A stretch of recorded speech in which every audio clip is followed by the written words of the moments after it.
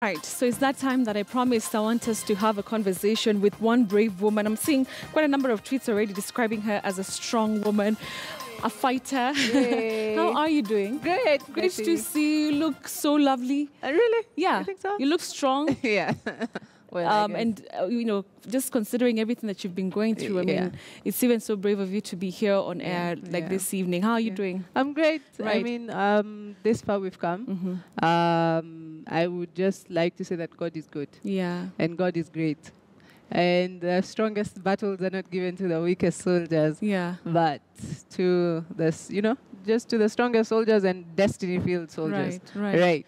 And the thing is, Njambi Koikai we had planned to do this interview the whole week. Yeah. And then today you tell me that, in the morning, you tell me that it will not be possible because you needed to be admitted. Yes. And they pushed that to tomorrow morning. Yes. So how is the treatment so far? At the moment, because I've been in communication with the doctors in America, so I've been off medication for the last 3 weeks in preparation for the final surgery.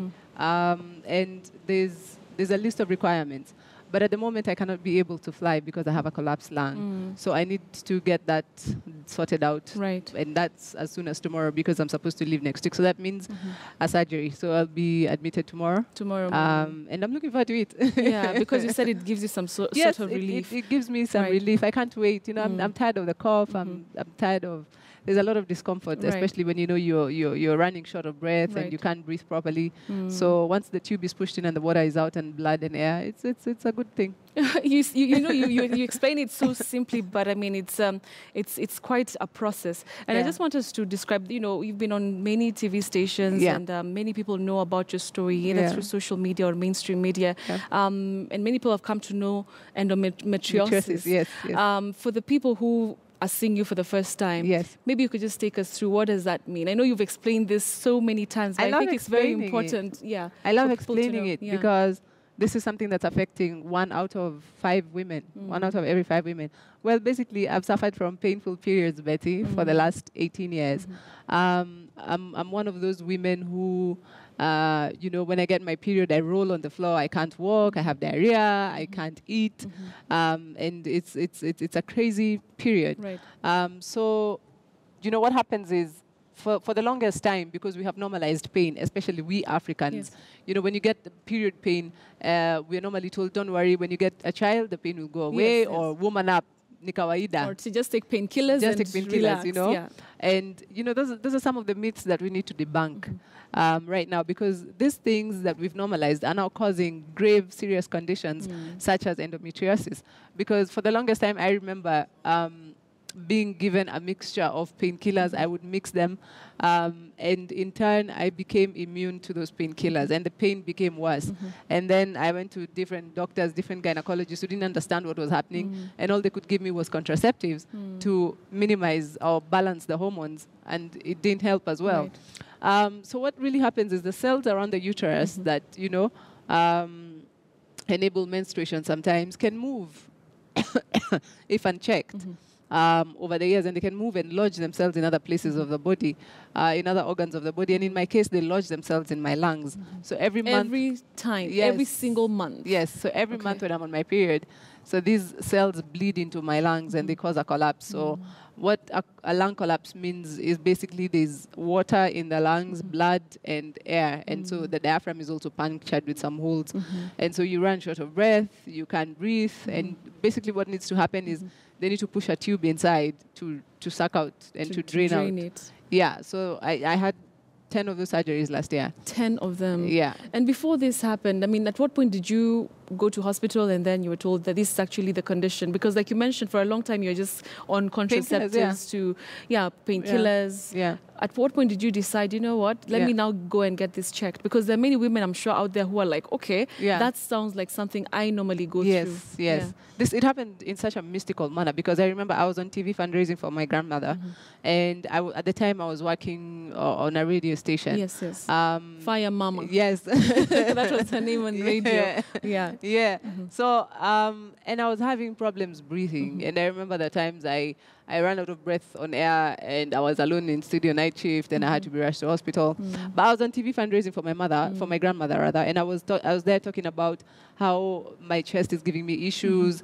And then right after that, I got an inbox from this lady named Cindy, and God bless Cindy. Like, she's a lifesaver. So she sent me a message and she asked me, Njambi, I don't really mean to be intrusive, but is this chest pain accompanied, or does it happen during your menses? And I was like, yeah, that sounds quite familiar. Yeah. So she's like, I mean, I'd like to introduce you to my gynecologist, who's Dr. Patel at Aga Khan. Kindly go see him, and he will be able to, ascertain what the problem is. And there I went.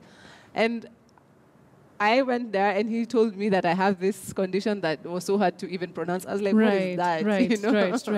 He's like, so you have endometriosis, and then it's in the thorax, so that's thoracic endometriosis. I was like, what is that? And at that time, did you think like, okay, this is going to be like a life-changing situation? Or did you think like, I'll just get some medicine and then move on with life? I actually thought that, there's something I can do to fix it, like probably just take some medication and get it over and done with. Yeah. But then I started researching about it. I started reading about it, and I saw how grave and serious this thing is.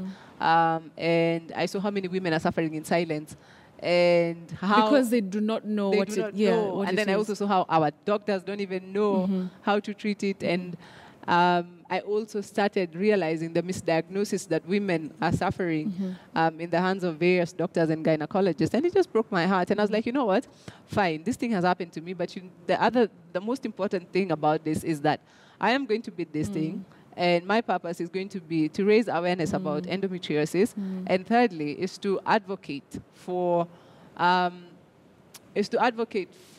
the research in this country to be funded when it comes to endometriosis.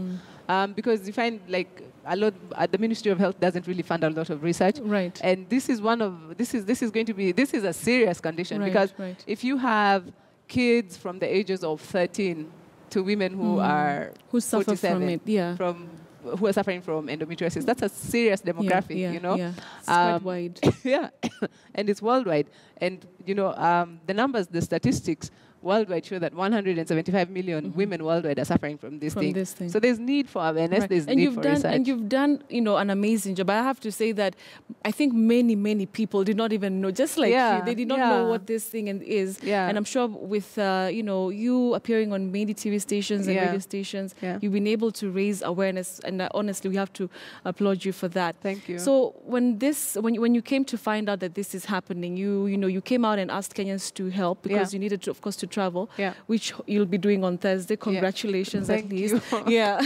And so you started at 10 million. Yeah. Where are you now?